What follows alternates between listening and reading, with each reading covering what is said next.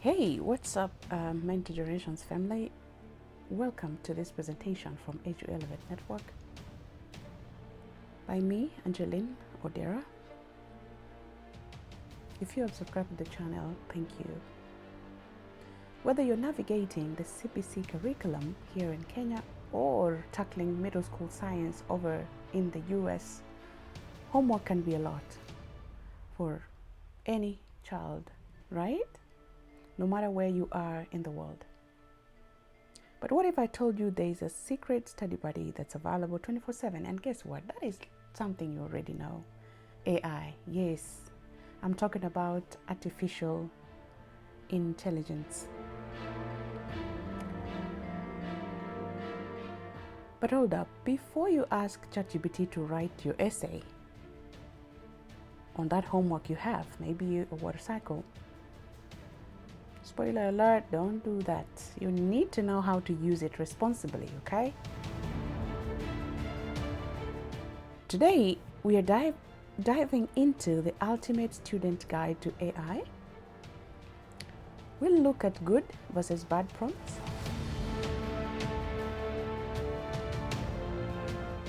how to boost your creativity, and how to avoid the dreaded AI hallucination or biases, because AI lies confidently. If you want to level up your learning and get ready for an AI-driven world, hit the subscribe button. Give this video a thumbs up and let's elevate your education. All right, let's start off with the statistics. Did you know that in 2024-2025 school year, that was last year, over 85% of students used AI in some form? So you are not alone in this digital revolution.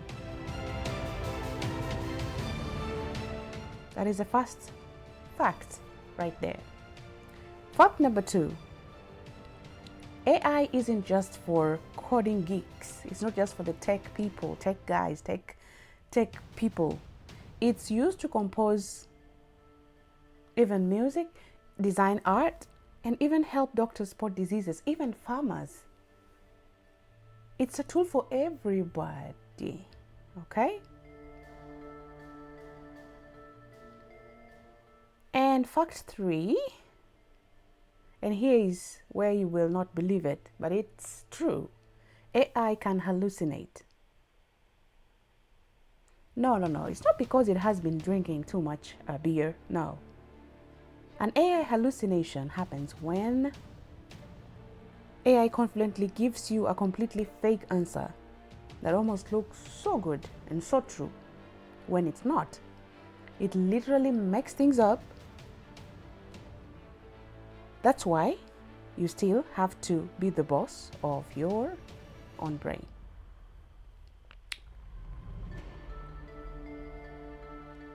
So let's look at what AI is in simple version. AI is your 24/7 study buddy. That's how I call it. It is your help for your homework. It is your help for your brainstorming. It is your help for basically like a bigger brother to Google search, okay? But it is not a replacement to your brain, because guess what? AI software is trained on massive data to recognize patterns. These patterns are fed on them by humans, okay?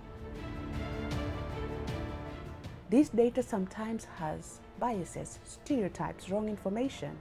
This data sometimes does not reflect the context, a particular context. You know, it may reflect a different context all the same and misrepresent certain information, okay? So some of the common tools that we have of a type of artificial intelligence called generative artificial intelligence include tools like ChatGPT, Gemini, Microsoft Copilot, we have Canva AI, Grammarly, the list is endless, and more. So AI predicts words, text, videos based on patterns fed on them. So you communicate with them, giving them a prompt, what you type into ChatGPT or Gemini or any other gen tool, and then it gives you feedback based on what you give it, right? So what are we saying? We're saying that AI does that at scale. It speeds it up, okay? But it's not a replacement of your brain. You must remember that. You need to remember that, okay? So we're going to look at 5 rules every student must know before typing their first prompt. Whatever it is you're asking ChatGPT to do for you. Always ensure you verify everything. Cross-check them facts. Make sure they are right. Make sure they're credible. In fact, one advice I would give is to make sure that the plus button that's usually on the ChatGPT text box, add information right there. And one interesting thing, did you know that as of today, May the 21st, there's a way in the settings you can set ChatGPT to have more security functions, like to set up the multi-factor authentication. And right now in 2026, yes, you can even sell from ChatGPT directly. We will cover those in other sessions. For right now, make sure you verify everything that ChatGPT gives back to you. Okay? Also use your voice. Use your own thinking. Do not just offload your thinking to a chatbot. Do not do that. Like, that will make you more, to give you grades probably, because your teacher is going to grade that, but your teacher will basically suspect. So I'm going to teach you how to learn with it, get good grades, yes, but learn at the same time. Okay? It's also important to cite when required. Like if you use ChatGPT or use an AI tool, it's good to like trace, give feedback on exactly how you used it, and quote whichever generative AI tool you used. And this one, number 4, very important, protect your privacy. Do not input your personal identifiable information in there. Your ID numbers, your phone numbers in there, your personal stuff, your pins and all that, your credit card, your card information. No, that is a no. Protect your privacy. Don't put sensitive data in the chatbot. And lastly, think critically. Check for bias, verify, find out, is it true, exactly true what the chatbot is giving back to you. And next, you can use AI as a co-pilot, not autopilot. There's a difference. Let's find out how. When you're using AI as autopilot, you're cheating. For example, you're telling AI to write you your homework. Maybe it was an essay, or you're telling AI to just give you answers, and you're basically, I know students take their phones, and some of this they are doing right now from Snapchat, unfortunately. And taking like a screenshot of what they have on the screen or the paper, and then it automatically takes them to that particular website. I'm not too sure it's Snapchat. I may be wrong on that, sorry. But there is an app that kids use, and then it just generates the answers and they're giving that answer. That is not learning. You're basically cheating your brain. You're not cheating the teacher. You're cheating your brain. You're cheating your life. You're not putting effort, mental effort into your learning. So that is a no. So what are we saying? You cannot asking it directly without you using that chance to learn. Is cheating. And when you cheat, you may cheat on your exam, you may cheat on your test, but you're not going to cheat your way through life, okay? So learn to use it creatively, learn to use it to do much more than cheating. So an ideal situation would be to use AI as an assistant or as a thinking partner. That's what we call the co-pilot, okay? Meaning, you're going to ask AI to help you. Instead of telling AI to write you the exact essay that your teacher wanted you to write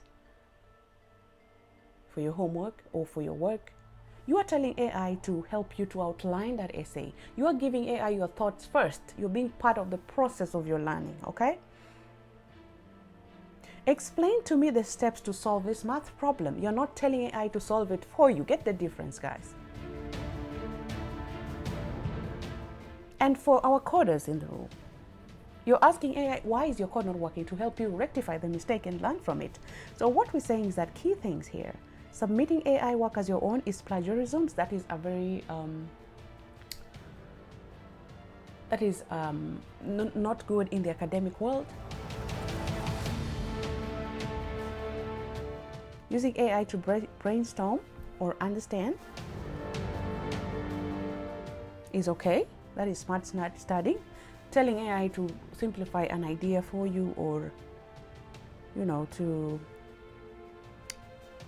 make something complex to be easier for you to understand, so that you're making effort to learn with it, okay? And it's also important to go through if there is a school AI policy use, it's important to follow that as well.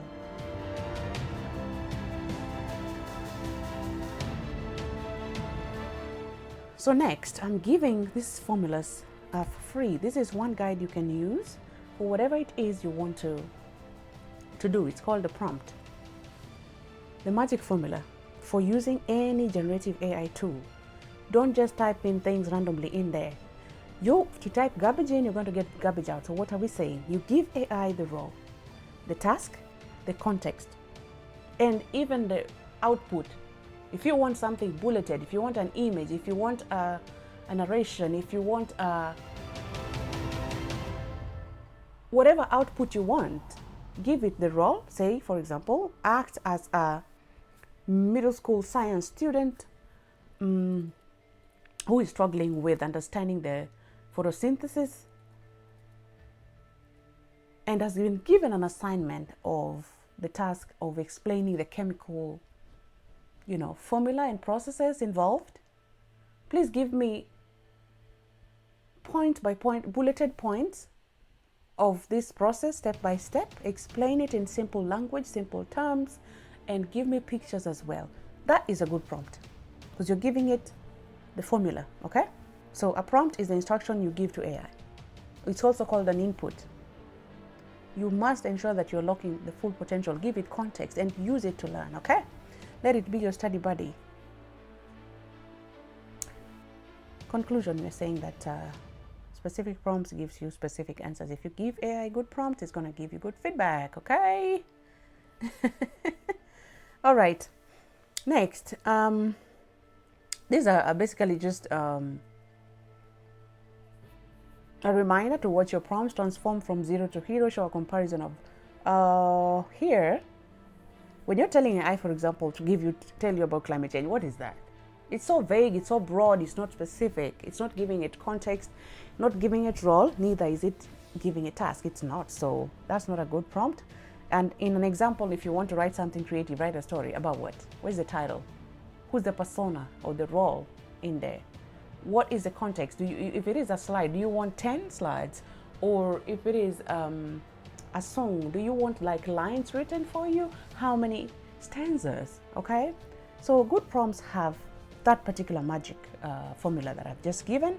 You have to have context, you have to have role, you have to be very specific about the output that you want it to give. So those are examples of good prompts. You can pause this video and basically just go through this, or take your notes, or practice, and let me know in the comment section, are you seeing the difference? Are you getting the difference in terms of having good and bad prompts? And what is your opinion as students? If you're a student in high school, college, or middle school, abroad, and you're watching this video, let me know your thoughts in the comment section. Do you feel that using AI as autopilot is good for you, or using AI as co-pilot is good for you? Let me know your thoughts in the comment section. And if you haven't subscribed to this channel, guys, go ahead and do so, because in this channel we give up-to-date content on AI in education, AI in society, AI in life, and just how to, the future of work. All matters AI, because that is the thing right now.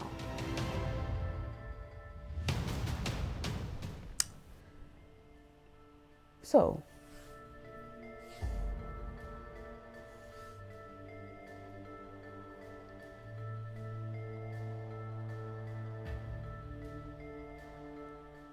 we were talking about AI hallucinations and before, and I said that these are basically the instances where AI can, just lie confidently.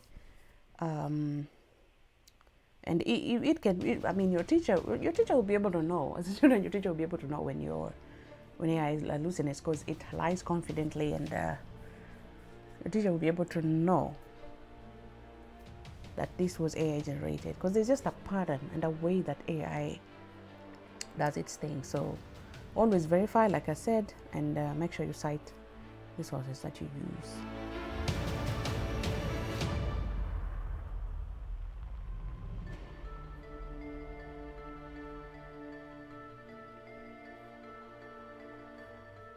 So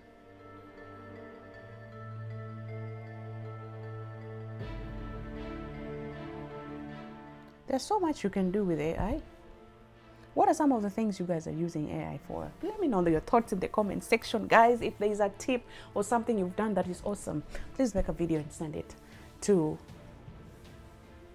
my email. I want to check it out and just see what you got, okay? Yeah. What are you guys using AI for? So some of the uses, things you can use AI for, in case you're still like, on the fence: brainstorming, giving you ideas on things, storytelling, arts and music, research starter, remembering things, giving things perspective. So everybody everywhere, students are getting into using AI like much more than I think even adults are not using AI as much as kids are using AI. So it's just important to use AI to personalize your study plans, learn more, better, quicker, practice your grammar, for example. That would be interesting. Explore careers. Ask AI, what are some of these careers that you are going to be available in an AI-driven world? Be curious. Think outside the box, okay? No matter where it is that you are, okay? Use it to brainstorm, get solutions for things that are around you, okay? So before you submit your work, always ensure that you used AI to help you think, not to think for you. That's very important. You don't want to turn up to be dumb 10 years down the line and you're so used to AI doing the thinking for you. If you're a student, make sure that you can explain every part of your work without the AI. That will be good. Make sure you verify all the facts. Add your own voice and examples in your own perspective. Because if you're going to use AI to write an experience of something that is not within your context, say maybe you're in the UK as a student, or you're a student in Kenya, for example, you need to contextualize what you're doing, okay? If your school has an AI policy in place already, great. Make sure you follow that as well, so that you don't end up breaking some of those policies. Don't share your personal data or sensitive information. That's a no. And remember, your work represents your learning and your growth. So, with this video, you are now officially AI literate. You know the basics of what a good prompt is, free of charge. These courses, by the way, are costing money just to learn them and get them. So get this for free right now. Try it, practice it, share your knowledge with others. Comment below what is the most creative way you've used AI for school.